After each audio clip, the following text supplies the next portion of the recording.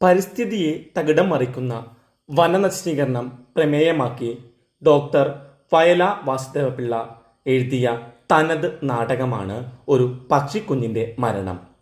പ്രകൃതിയും മനുഷ്യനും തമ്മിലുള്ള ബന്ധത്തെയും ചൂഷണത്തെയും പ്രതീകാത്മകമായി ഈ നാടകത്തിൽ അവതരിപ്പിക്കുന്നു. വഴിയരികിലെ ഒരു വലിയ ആൽമരവും അതിൽ വസിക്കുന്ന ഒരു കൂട്ടം വെളുത്ത പക്ഷികളുമാണ് പ്രധാന കഥാപാത്രങ്ങൾ. അന്ധനായ പക്ഷിശാസ്ത്രക്കാരനാണ് അവരുടെ വഴികാട്ടിയും ഗുരുവും. കൂട്ടം തെറ്റിപ്പോയ ഒരു കിളിയെക്കുറിച്ചുള്ള ദുഃഖത്തോടെയാണ് നാടകം ആരംഭിക്കുന്നത്.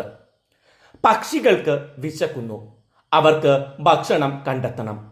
അവരുടെ താമസ സ്ഥലമായിരുന്ന കാട് വെട്ടി തെളിച്ചിരിക്കുന്നു.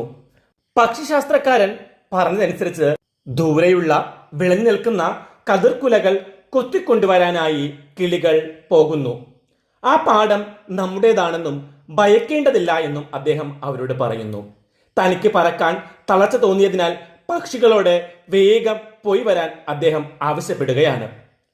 പക്ഷികൾ പോയ തക്കം നോക്കി പാടത്തിന്റെ ഉടമ അമ്പും വില്ലുമായി എത്തുന്നു. കിളികളെ പറഞ്ഞയച്ച പക്ഷിശാസ്ത്രക്കാരനോട് അയാൾക്ക് കടുത്ത അമർഷമുണ്ട്. അയാൾ പക്ഷിശാസ്ത്രക്കാരനെ ബലമായി പിടിച്ചുകൊണ്ടുവന്ന് അമ്പെയ്യുന്നു. തന്റെ പക്ഷികൾ തിരിച്ചു വരുമെന്നും അവർ തന്റെ വാക്കുകൾ പൂക്കളിലും നക്ഷത്രങ്ങളിലും കൊത്തിവെച്ചിട്ടുണ്ടെന്നും ശാസ്ത്രകാരൻ പറയുന്നു. ഉടമയുടെ ക്രൂരമായ അമ്പുകളേറ്റ് അദ്ദേഹം ദയനീയമായി വിലപിക്കുന്നു. അയാളുടെ രക്തം വീഴുന്ന പോലെ ചുറ്റുമുള്ള വെളുത്ത പൂക്കൾ ചുവന്നു തുടങ്ങുന്നു. ഭയന്നുപോയ ഉടമ ഓടി രക്ഷപ്പെടുന്നു. നെൽക്കതിരുമായി തിരിച്ചെത്തുന്ന കിളികൾ ഗുരുവിനെ കാണാതെ വിലപിക്കുന്നു. ചുറ്റുമുള്ള പൂക്കൾ ചുവന്നിരിക്കുന്നത് കണ്ട് അവർ അമ്പരന്നു.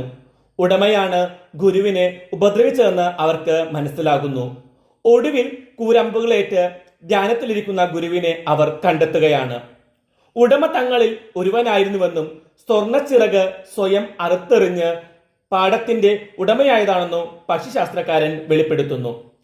കിളികൾ സ്നേഹത്തോടെ കൂരമ്പുകൾ ഊരി മാറ്റുന്നു. അപ്പോൾ അവരുടെ വെളുത്ത തുവലുകളും ചുവക്കുന്നു. ഗുരുവിനായി അവർ സരശയ്യ ഒരുക്കുന്നു.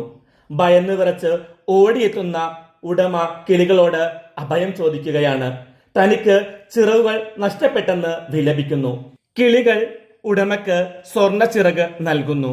അങ്ങനെ അവർ ഒരുമിച്ച് പറക്കാൻ ശ്രമിക്കുന്നു. ഇതോടെ വെളുത്ത പൂക്കൾ ചുവക്കുന്ന പ്രക്രിയ അനീതിക്കെതിരായ പ്രതിഷേധത്തിന്റെ അടയാളമാണ്.